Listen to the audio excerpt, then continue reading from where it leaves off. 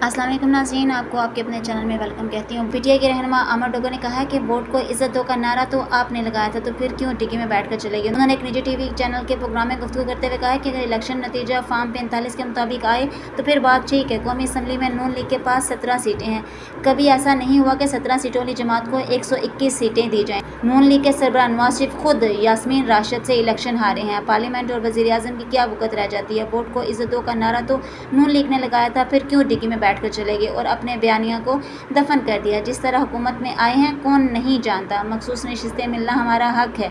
Supreme court के full court ने फैसला कर दिया है। इनको फैसला कबूल नहीं तो पार्लियामेंट में कानून साजी कर रहे हैं। सुप्रीम कोर्ट के फैसले पर बात कर सकते हैं लेकिन फैसले को बदला नहीं जा सकता। इमरान खान फौज से बात जेल से रहाई के लिए नहीं, आईनी हदूद में रहने की कर रहे हैं। डील करनी होती तो जेल ही ना जाते। प्रोग्राम में गुफ्तगू करते हुए नून लीगी रहनुमा तलाल चौधरी ने कहा कि छोटे थे तो शेख चिली के ख्वाब कहानी सुनते थे।